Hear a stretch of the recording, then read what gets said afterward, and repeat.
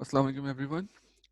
Today our topic is Partnership Act and I am Mohammad Asadullah with you, a PhD scholar and a partly qualified CA. So let's start our Partnership Act with the basic definitions under the nature of partnership. So according to the section 4, partnership is the relation between the persons who have agreed to share the profit of a business carry on by all or any of them acting for all. So itself it is a very deep definition. Like इसमें आपके जो एक से ज्यादा लोग मिलके एक association form करते हैं जो कि जिसमें लास्ट लाइन में वो कहते हैं कि to share the profit of a business, कि कोई बिजनेस करना चाह रहे हैं जिसमें प्रॉफिट शेयर करना चाह रहे हैं, कैरीड ऑन बाय ऑल और any of them acting for all, कि उसमें जितने भी पार्टनर्स हैं वो सब मिलके बिजनेस करना चाह रहे हैं और प्रॉफिट शेयर करना चाह रहे हैं, या उन प्रॉफिट में से कुछ लोग हैं जो कि एक्टिंग करना चाह रहे हैं, मतलब एज अ एक्ट लेके परफॉर्म कर बिजनेस परफॉर्म करना चाह रहे हैं, लेकिन उसमें प्रॉफिट सब शेयर करना चाह रहे हैं। लाइक बिजनेस सब कैरी कैरी नहीं कर रहे, उनका जो मेन पर्पस है वो है तो बिजनेस इन्वेस्टमेंट सबकी है, लेकिन उसमें कुछ लोग ऐसे हैं जो कि बिजनेस कैरी ऑन कर रहे हैं लेकिन कुछ लोग नहीं कर रहे। कैसे नहीं कर रहे वो हम आगे जाके देखेंगे क्योंकि डिफरेंट टाइप ऑफ पार्टनर्स होते हैं, लेकिन जो मेन मोटिव है वो है कि बिजनेस कैरी ऑन करना है और उसमें से जो प्रॉफिट होगा वो शेयर करना है under the section 4. Now, what is firm and partners under the section 4? Person who have entered into partnership with one another are called individually partners and collectively a firm. And the name under which their business is carried on is called a firm name. तो जितने भी individual persons हैं they call as a partners, और collectively अगर उनको बोला जाएगा तो बोला जाएगा they are it is a firm. और जो firm का जो name है वो होगा, वो रिप्रेजेंट करेगा बिजनेस को। तो सेक्शन 4 में ये दो चीजें सबसे पहले उन्होंने बता दी हैं कि पार्टनरशिप में जो पार्टनरशिप होगी मोर देन वन पर्सन की, वो कोई भी बिजनेस कैरी ऑन करने के लिए उस बिजनेस से जो प्रॉफिट निकलेगा उसको शेयर करने के लिए, वो बिजनेस सब मिलके भी कर सकते हैं या उनमें से कुछ लोग भी कर सकते हैं। और जो firm and partners according to section 4, जो जितने भी इंडिविजुअल्स हैं वो सब पार्टनर्स के नाम से कॉल किए जाएंगे और कलेक्टिवली वो हैं फर्म। और जो बिजनेस जो कैरिड ऑन कर रहे हैं जिस नाम से, वो होगा फर्म का name. Now under section 2A, act of a firm. An act of a firm means any act or omission by all the partners or by any partner or agent of the firm which give rise to a right enforceable by or against the firm. तो कोई भी act partners की तरफ से होता है, या किसी चीज को वो परफॉर्म कर रहे हैं या किसी चीज को ओमिट कर रहे हैं, या उनका एजेंट कोई भी काम कर रहा है, तो वो ये तमाम राइट्स इन्फोर्सेबल बाय और अगेंस्ट द फर्म, ये तमाम चीजें आपकी एक्ट ऑफ फर्म में अंडर सेक्शन 2 में आएंगी। उनकी जो भी एक्शंस हैं किसी चीज को करने के लिए, एब्सटेन करने के लिए। सेक्शन 2D में थर्ड पार्टी की बात होती है कि third party use in relation to firm और to partner therein means any person who is not a partner in the firm. Third party की बात हो रही है कि उसका किसी ना किसी तरीके से रिलेशन है पार्टनर से या फर्म से, लेकिन वो एक्चुअली पार्टनर है नहीं। ये तमाम चीजें हम आगे जाके और क्लियर कर लेंगे। पार्टनरशिप के कुछ एसेंशियल्स हैं और वो एसेंशियल्स आपके हैं क्या। सबसे पहले तो वो बोलते हैं कि partnership is an association between two और मोर पर्संस, दो या दो से ज्यादा लोग हो सकते हैं, and all persons must be competent to contract. Competency of contract हमने पढ़ा था कॉन्ट्रैक्ट एक्ट में कि जब जो भी कॉन्ट्रैक्ट की दो पार्टीज या दो से ज्यादा पार्टीज हैं, उनकी कॉम्पिटेंसी हमने हमने बताई थी कि उनकी कॉम्पिटेंसी क्या होनी चाहिए। तो यहाँ भी जो पार्टनर्स हैं वो कॉम्पिटेंट होने चाहिए कॉन्ट्रैक्ट के लिए। Thus there can be no partnership consisting of a single individual, जाहिर है सिंगल इंडिविजुअल की कोई पार्टनरशिप होगी नहीं। If the number gets reduced to one for any reason, it ceases to be a partnership. Like आपकी partnership में चार थे या तीन लोग थे, उसमें से किसी की डेथ हो गई, कोई पार्टनरशिप छोड़ के चला गया, किसी ने अपनी इन्वेस्टमेंट निकाली और आखिर में सिर्फ इंडिविजुअल्स अ सिंगल पर्सन बचा, तो वो partner it ceases to be a partnership, it is not a partnership, वो पार्टनरशिप नहीं कहलाएगी फिर। Partnership Act does not say anything about the maximum number of partners. Partnership Act में actually maximum number of partners की बात नहीं हो रही, but company ordinance actually fixes the following maximum numbers. बहुत से लोग क्वेश्चन करते हैं कि कितने पार्टनर्स होने चाहिए, तो इसके सवाल इस सवाल का जवाब यही है कि एक्चुअली पार्टनरशिप एक्ट में तो ऐसा सच कोई बात नहीं हो रही कि कितने पार्टनर्स हो सकते हैं कितने नहीं हो सकते, लेकिन जो कंपनी ऑर्डिनेंस है वो उसने डिसाइड कर दिया है कि आप मैक्सिमम कितने पार्टनर्स रख सकते हैं. Like number 1, in case of a partnership firm carrying on banking business maximum number is 10. अगर पार्टनर्स मिलके कोई बैंकिंग बिजनेस करना चाह रहे हैं तो उसमें मैक्सिमम नंबर्स कितने होंगे? 10. But in case of a partnership firm carrying on any other business, कोई और बिजनेस है तो मैक्सिमम 20 होंगे. और अगर कोई प्रोफेशनल पर्सन की पार्टनरशिप है, प्रोफेशनल लाइक लॉ, आपकी लॉ की डिग्री है, लॉ का फर्म है, या चार्टर्ड अकाउंटेंट्स में कोई कंसल्टेंसी फर्म कर रहे हैं, ये प्रोफेशनल डिग्रीज हैं.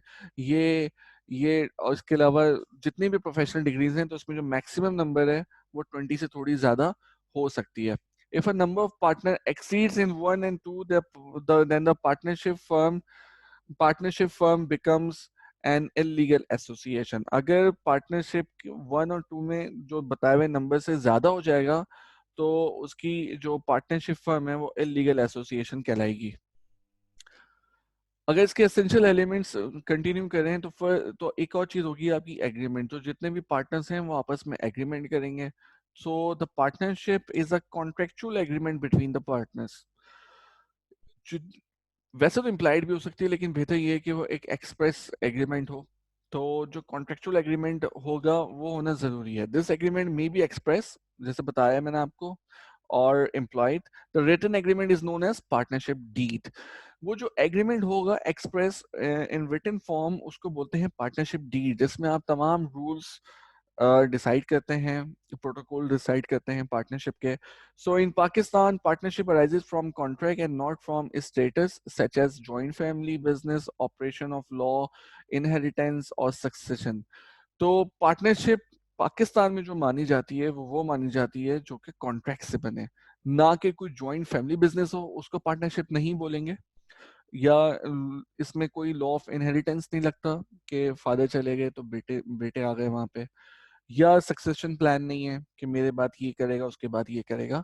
वो एक अलग चीज है, वो एसोसिएशन ऑफ पर्सन वो डिफरेंट चीज है हमारी. A partnership deed usually set out the following.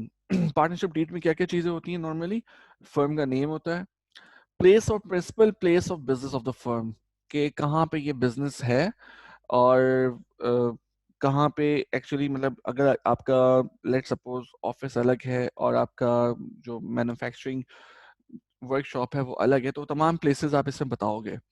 Name of any other place with firm carries on a business, कोई और भी प्लेस है जिसमें फर्म बिजनेस कर रही है वो भी आप तमाम प्लेस बताएंगे. The date when each partner join the firm, partners कब फर्म ज्वाइन करी वो डेट बताएंगे. नंबर ऑफ पार्टनर्स कितने हैं, names in full and permanent, address of partners, duration of partnership if any. जितने भी पार्टनर्स हैं उनके नाम, उनके परमानेंट एड्रेसेस, इसके अलावा अगर जो पार्टनरशिप की ड्यूरेशन है तो वो बताएंगे. Purpose of the partnership, purpose क्या था. राइट्स एंड ड्यूटीज, ये मोस्ट इंपॉर्टेंट पार्ट होता है कि जितने भी पार्टनर्स हैं उसमें किसकी क्या राइट्स हैं और किसकी क्या ड्यूटीज हैं. amount of capital that each partner should put into the business and keep in the business until the partner retires or the partnership is dissolved. कितना कैपिटल पार्टनर्स ने इनपुट करा है इस बिजनेस को स्टार्ट करने के लिए, कैरी ऑन करने के लिए, और कितना इस बिजनेस में रखना है जब तक पार्टनर रिटायर नहीं हो जाता या पार्टनरशिप आपकी खत्म नहीं हो जाती, डिसॉल्व नहीं हो जाती. अच्छा, अगर एसेंशियल्स में बात करें तो मोस्ट इंपॉर्टेंट जो पार्ट है फर्स्ट वो है कैरिंग ऑन अ बिजनेस. जो भी पार्टनरशिप होगी उसका जो मेन मोटिव है वो है कि बिजनेस स्टार्ट करना है. जैसे इसमें हम पढ़ें, वो कहते हैं to constitute a partnership the parties must have agreed to carry on a business.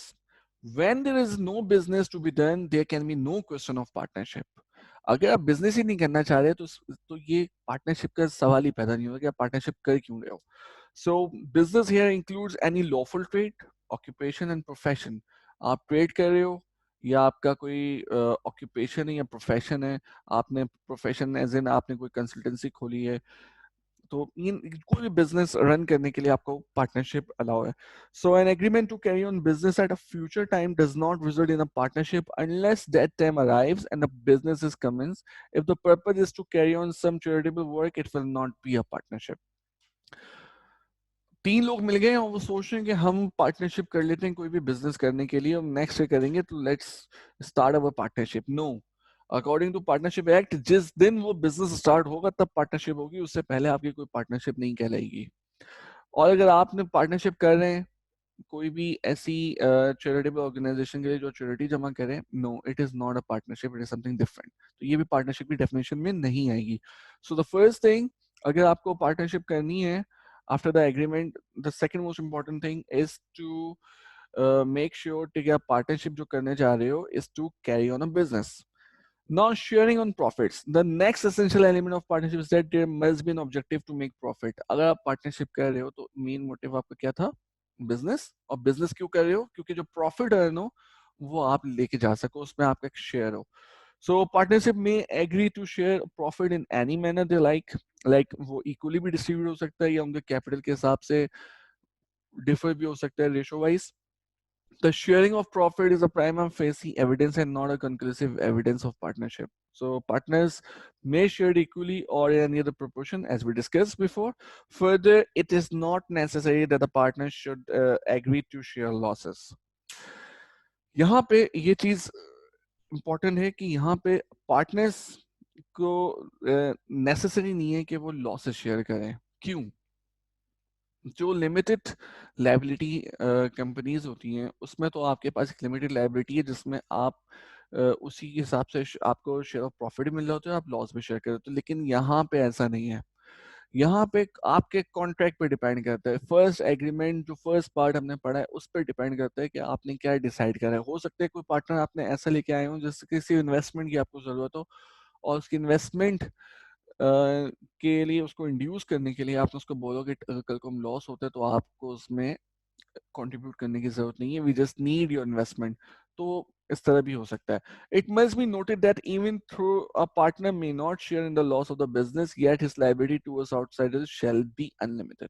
ऐसा भी हो सकता है कि अगर वो लॉसेस में नहीं कर रहा कंट्रीब्यूट, लेकिन हो सकता है कि उसकी जो लायबिलिटी है पार्टनरशिप की ने किसी से पार्टनर से किसी से डेट लिया हुआ है तो उसकी पेमेंट की जो लायबिलिटी है वो अनलिमिटेड भी हो सकती है. मतलब उसका कोई रेशो डिसाइड नहीं है. एक तरफ तो वो उसने इन्वेस्टमेंट कर दी और बोला कि आप लॉस में कंट्रीब्यूट ना करें, लेकिन दूसरी तरफ उसको बोल दिया गया कि जो डेट अगर कल को हमें पे करना पड़े, पार्टनर्स पार्टनर्स कोई डेट रेज करते हैं उसको पेमेंट करना पड़े, बाकी सब डिफॉल्ट कर जाए, तो हो सकता है उसकी अनलिमिटेड लायबिलिटी हो कि वो पूरा डेट पे करे. ओके. इसके अलावा आपके पास एक और इम्पोर्टेंट चीज आती है, mutual agency. So there must exist a mutual agency relationship among partners. Mutual agency relationship means that each partner is both an agent and principal. So each partner is an agent in the sense that he has a capacity to bind other partners by his accident. Each partner is principal in the sense that he is bound by the act of other partners. Mr. A, Mr. B and Mr. C are three partners. अगर Mr. A किसी के पास जाते हैं कोई contract करने, और consent किसकी है? मिस्टर बी और मिस्टर सी की.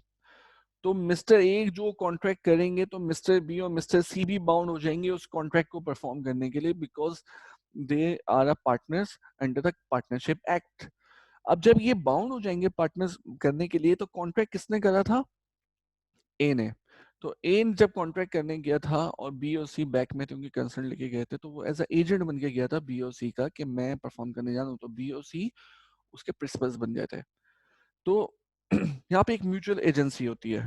लेकिन न्यू इसमें बाद में वो बोलते हैं note following two important features of the partnership needs to be understood. ये दो पॉइंट्स जो हैं ये आपको समझने बहुत जरूरी है. A partnership does not have a legal personality. जिस तरह एक एंटिटी की या कंपनी की एक लीगल पर्सनैलिटी होती है, सब पार्टनरशिप की नहीं होती. Unlike a company, it is not a legal person. So a third party entering into the business transaction with a partnership does not have a contractual agreement with the partnership. The contractual agreement is between the third party and all the partners as individuals. यहाँ पे वो कह रहे हैं कि अगर आप मुआहदा करते हैं किसी पार्टनरशिप के पार्टनरशिप एक्ट के अंदर बनी हुई पार्टनरशिप के पार्टनर्स है, तो यहाँ पे आप मुआहदा उसके फर्म के नेम से नहीं कर रहे, वो एक सेपरेट लीगल एंटिटी या सेपरेट पर्सन काउंट नहीं हो रहा, जैसा कि एक कंपनी सेपरेट पर्सन काउंट होती है। यहाँ पे आपको आपके जो एग्रीमेंट है वो थर्ड पार्टी का है, तमाम पार्टनर से एज इंडिविजुअल्स, ये तीनों पार्टनर्स इंडिविजुअल्स हैं, तो आपका इन तीनों से एग्रीमेंट है जो कि इंडिविजुअली है, ठीक है। Partners in a partnership do not have limited liability and are personally liable for any liabilities of the partnership business that a partnership cannot pay. जिस तरह मैंने पहले भी बताया था, कंपनीज में लिमिटेड लाइबिलिटी होती है, और लेकिन इस तरह पार्टनरशिप में लिमिटेड लाइबिलिटी नहीं होती।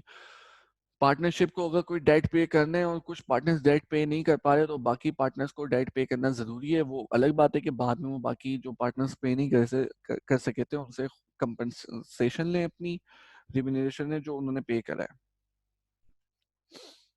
नो, अगर हमें टेस्ट करना हो कि पार्टनरशिप का, like in determining weather group of person is और इज नॉट अ फर्म, और वेदर पर्सन इज और is not a firm in the firm, regard shall be given to the relationship between the parties as shown by all relevant factors taken under, अगर under section 6 अगर आपको शक हो कि आप किसी से मुआहदा करने जा रहे हैं, कॉन्ट्रैक्ट करने जा रहे हैं, अगर आपको टेस्ट करना हो कि whether they are partners, whether there is an existence of partnership or not, then there are the 5 points. First, association of two or more persons.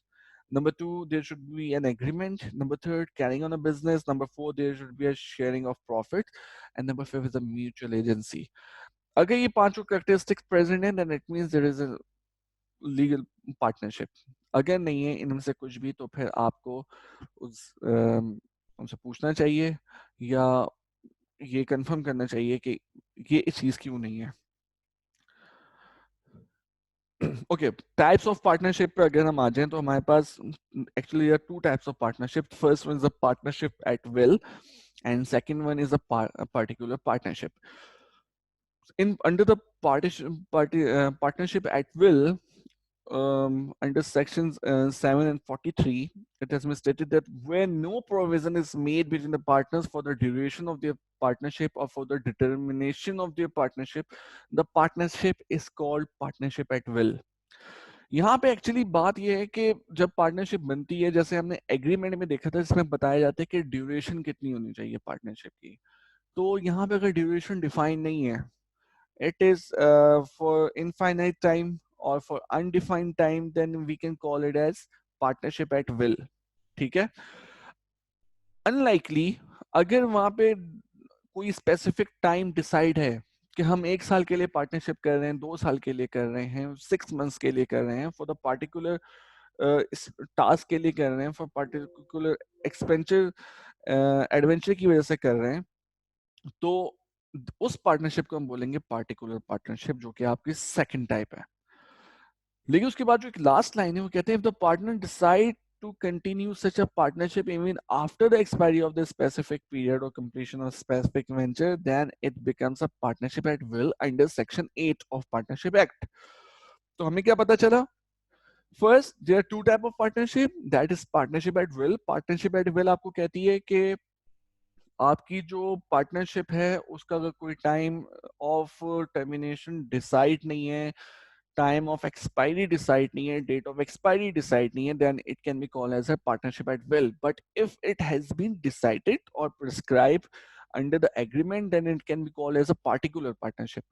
But in case um, of particular partnership, if it was decided that the partnership will be terminated after the 1 year, but after the 1 year all partners decides to continue this partnership, then that partnership ceases to be as a particular partnership and becomes as a partnership at will under the section 8 of Partnership Act 1932. Now, types of partners. First partner is actually your actual, or you can say ostensible partner. ये आपके वो partner होते हैं जो कि actively engage होते हैं आपके बिजनेस में, और तमाम एक्टिविटीज परफॉर्म कर रहे हैं. Such a partner actually is an agent for all other partners for the purpose of the business of the firm. So actually he can bind himself and other partners for the acts done in the ordinary course of the business. ये जो partners हैं ये आपके in a nutshell the most actively part जो partners की type है वो आपकी actual और ostensible partners है. Second one is actually sleeping on a dormant partner, and these are the partners we can say is not known as such as a partner to third parties dealing with the firm. ठीक है, तो third party अगर कोई firm deal कर रहा है तो उसको नहीं पता चलता कि ये पार्टनर है because he is a sleeping partner. So he may or may not take active part in the conduct of the business of the firm, and he, like other partners, invest capital and share in the profit of the business. He is equally liable along with other partners for all the duties of the firm, even though his existence is kept secret for the outsider dealing with the firm. तो किसी भी वजह से ये इनका ये अपना नाम बाहर देना नहीं चाहते या बताना नहीं चाहते या खुद को दूर रखना चाहते. इनके पास सिर्फ एक पैसा था, इन्होंने पार्टनरशिप इन्वेस्ट कर दिया, बोला भाई मेरा नाम किसी के सामने नहीं आना चाहिए, I am a slim partner, मेरे पैसा लो, बिजनेस पे लगाओ, इन्वेस्ट कर रहा हूँ मैं, उसके बाद जो प्रॉफिट होगा तो जो डिफाइंड रेशो है उस हिसाब से मुझे मेरे प्रॉफिट का शेयर मुझे वापस कर दो. तो ही is a sleeping partner. Third one is a nominal partner, actually, who does not contribute any capital or share in profit, but lend his name to the firm, is called a nominal partner. He, along with other partners, is liable to the outsiders for all the debts of the firm. ये जो भाई साहब है हमारे nominal partner, इन्होंने कोई capital invest नहीं करा है या कोई प्रॉफिट में शेयर नहीं ले रहे हैं, बस इन्होंने अपना नाम दे दिया है एज अ नॉमिनल पार्टनर. लेकिन ये बाकी पार्टनर्स के साथ भी लाइबल हैं डेट्स ऑफ द फर्म के लिए. कल को डेट पे करना पड़ा तो इन पे भी लाइबिलिटी अनलिमिटेड कि इनको डेट पे करना पड़ेगा. Now partners in profit are only, नाम से पता चल रहा है ये वो पार्टनर्स हैं जो कि सिर्फ प्रॉफिट का शेयर लेना चाह रहे हैं लेकिन लॉसेस में कंट्रीब्यूट नहीं करना चाह रहे. But again he is also liable for the debts of the firm. ठीक है. Fifth में अगर हम बात करें, actually these are the partners who by agreement with other partners have no voice in the management actually of the partnership business. They share profit and losses and are fully liable for the debts of the firm and may take active part in the conduct of the business. तो management में इनकी कोई आवाज का मतलब no voice मतलब कि ये मैनेजमेंट के किसी काम में मतलब इंटरफेयर नहीं करते.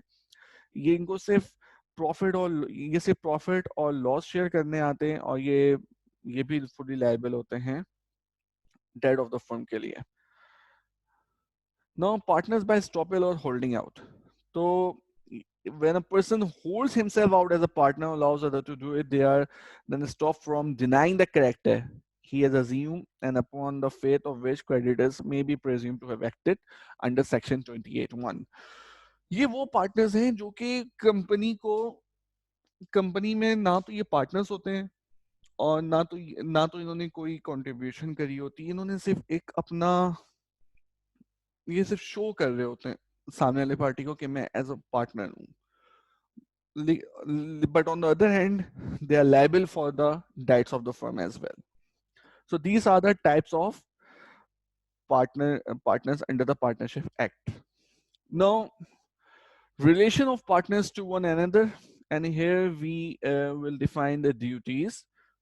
First, we will define the general duties. The first one is the duty to be just and faithful. साफ सी बात है, जब आप पार्टनर्स होंगे तो ये आपकी ड्यूटी है कि जो आइडियल पार्टनरशिप वही होती है जहाँ पे म्यूचुअल ट्रस्ट हो या कॉन्फिडेंस हो या स्पिरिट ऑफ हेल्पफुलनेस हो. So every partner must be just and faithful to his co-partners. He must observe utmost good faith and fairness towards other partners of the firm under Section 9. Second one is duty to carry on business to the greatest common advantage. आपको जो business carry on कर रहे हैं वो partnership के interest के हिसाब से होनी चाहिए, not for your personal advantage. It should be for greatest common advantage, like for a common advantage as in beneficial for all the partners, not for yourself only. Third one is duty to render true accounts. It is your duty to provide true and proper accounts to your co-partners. It implies that each partner must be ready to explain the accounts of the firm and produce vouchers in support of the entries under the section 9 against. तो आपने जो भी काम करें, आप अकेले कोई contract perform कर रहे थे, तो अगर बाकी लोग आपसे पूछें कि आपने ये पैसे कहाँ खर्च करे, तो you are liable to render the actual watches or entries or bills wherever the expenses had incurred. Now, duty to indemnify for losses caused by fraud. So here, every partner shall indemnify means compensate the firm for any loss caused to it by his fraud in the conduct of the business of the firm. अगर आपने business के साथ कोई fraud करा है, कोई झूठ बोला था जिसकी वजह से कंपनी को लॉस हुआ है, तो आपको उसकी कंपनसेशन करना जरूरी उस पार्टनर को under the section 10 of partnership act 1932. उसके बाद कहते हैं duty to be liable jointly and severally unlimited liability. Here जो सारे पार्टनर्स हैं वो लायबल हैं जॉइंटली अदर पार्टनर्स से और सेवरली मतलब separately to third parties for all the act of the firm done while he is a partner.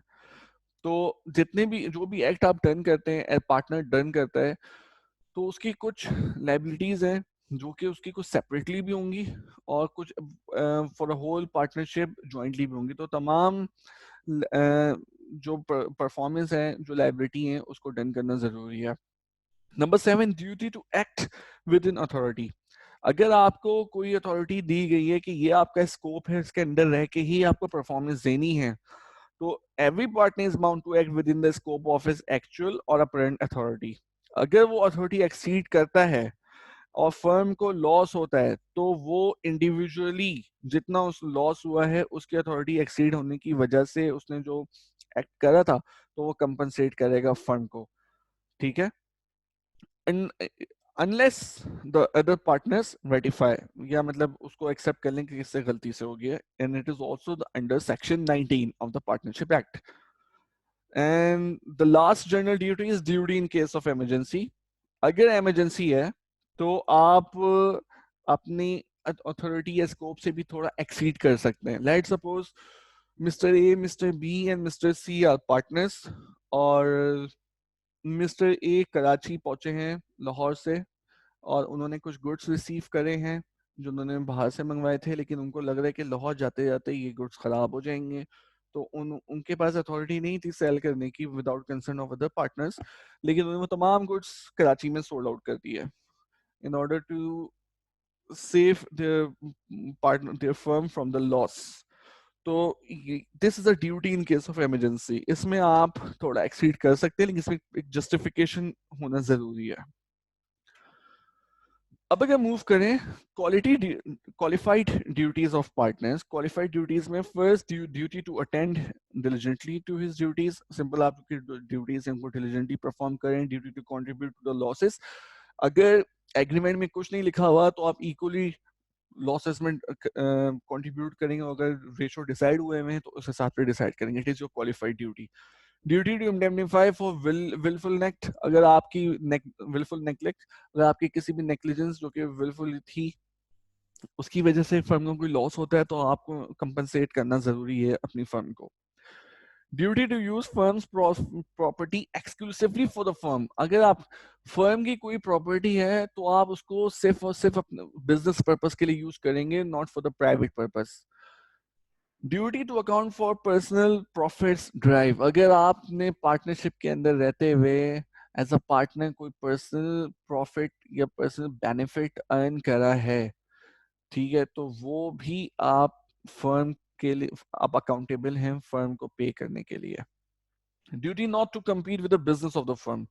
अगर आप 3 पार्टनर्स हैं और आपका काम है एल्युमिनियम फैब्रिकेशंस का और आपका बहुत अच्छा बिजनेस चल रहा है, फिर आपने सोचा कि मेरी तो सबसे अच्छी बातचीत हो चुकी है, तो क्यों ना मैं अपना बिजनेस शुरू कर दूं एल्युमिनियम का. तो ये क्वालिफाइड ड्यूटी है पार्टनर की कि आप कोई ऐसा बिजनेस स्टार्ट नहीं कर सकते उस पार्टनरशिप में रहते हुए भी, उस पार्टनरशिप को छोड़ के भी, जो कि उस बिजनेस उसी फर्म के बिजनेस को कंप्लीट करे. ये एक आप पे इखलाकी तौर पे एक फर्ज है कि आप ऐसा कोई काम नहीं करेंगे. Duty not to assign his interest. It means no partner can assign or transfer his partnership interest to any other person so as to make him a partner in the business without the consent of all the other partners. Mr. A, Mr. B and Mr. C are the partners. Mr. A सोच रहे हैं कि मैं अपनी partnership किसी और को दे देता हूँ कि मेरी जगह वो आके यहाँ पार्टनरशिप कर ले, लेकिन बी और सी नहीं चाह रहे कि मिस्टर ए की जगह ये मिस्टर डी जिसको वो नॉमिनेट करने जा रहे हैं वो आके पार्टनर बने. तो ये आपकी क्वालिफाइड ड्यूटी है कि आप ऐसा नहीं कर सकते. Now, what are the rights of partners? अगर राइट्स की बात करें तो first right to take part in the conduct of the business. ये हर पार्टनर का राइट है कि वो जो यूजुअल जो आपका कोर्स ऑफ बिजनेस है उसमें पार्टिसिपेट करे एक्टिवली और उसमें कंट्रीब्यूट करे. Second one is right to be consulted. So every partner has a right to be consulted before any matter is decided. So any difference arising as to ordinary matters connected with the business may be decided by a majority of the partners in a good faith. But no change may be made in the nature of the business without the consent of all the partners. And it is also under the section 12. तो आप consult कर सकते हैं अगर कोई arise होती है कोई किसी भी किस्म का कोई कॉन्फ्लिक्ट ऑफ इंटरेस्ट आता है तो जो मेजोरिटी है आप वो चीज उस पे जाएंगे. Right to access to the books. आपको राइट है कि किसी भी वक्त आप अकाउंट्स की बुक्स आपको अवेलेबल हैं. ये वो बुक्स नहीं जो लाइब्रेरी में, ये वो अकाउंट्स की बुक्स हैं जिसमें आप अकाउंट की एंट्रीज पास करते हैं और पूरा जो फाइनेंशियल अकाउंटिंग का डेटा है, क्या बजटिंग का डेटा है और जितने भी आपके एक्सपेंसेस हुए हैं वो सब आपको अवेलेबल होते हैं. Right to share the profit.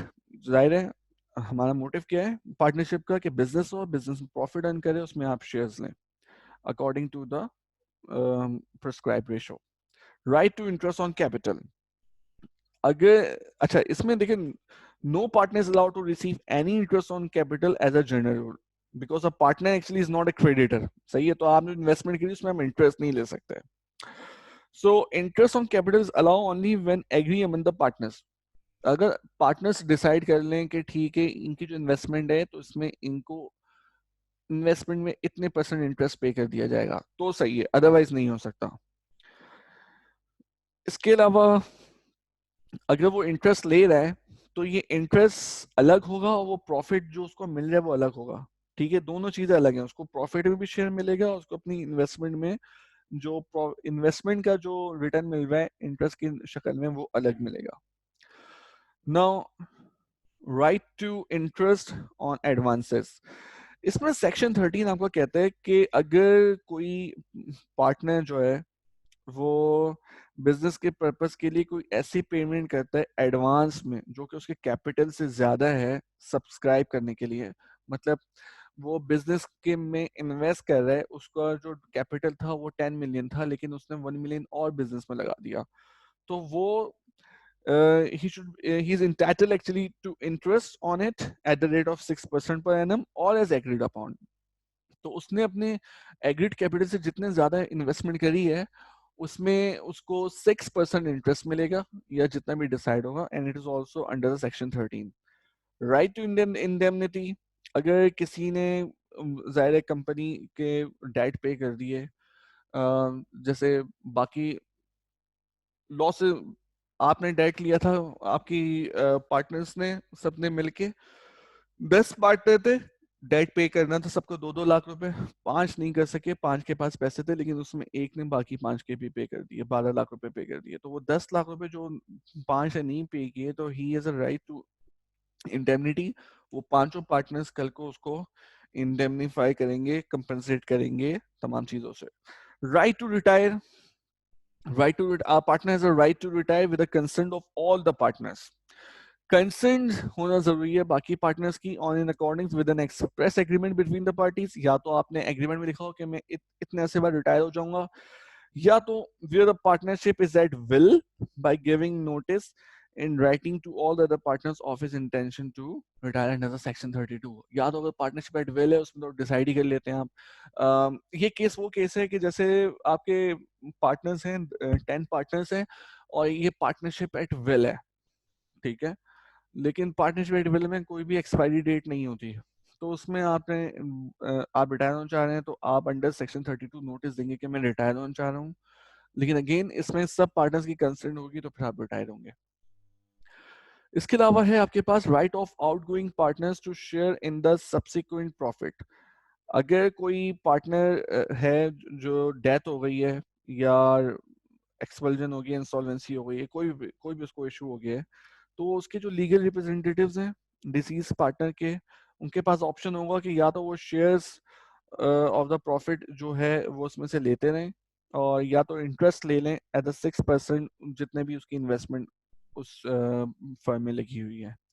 And the last one is right after constitution of the firm. अगर कोई चेंजिंग होती है कॉन्स्टिट्यूशन ऑफ अ फर्म में, जो आपने रजिस्ट्रेशन के दौरान करवाई थी कॉन्स्टिट्यूशन, तो तो उस कॉन्स्टिट्यूशन के हिसाब से जो mutual rights and duties of the parties partner in the reconstituted firm remains the same as far as may be possible as they were immediately before the change। तो आपके पास अगर उसमें कोई भी चेंज होती है रिकॉन्स्टिट्यूशन की वजह से, फर्म में रिकॉन्स्टिट्यूशन हुई है और उसमें कुछ डिसाइड नहीं हुआ है कि क्या होगा क्या नहीं होगा, रेशोज वगैरह, तो जो आपके ऑलरेडी शेयर्स और लॉसेस के जो रेशोज हैं वो सारे पहले के ही सेम इसमें अप्लाई हो जाएंगे अनटिल अनलेस उसमें स्पेसिफाई ना किया हो। तो ये हमारी फर्स्ट वीडियो थी पार्टनरशिप एक्ट की। I hope you all understand. Thank you. Good luck. Have a great day.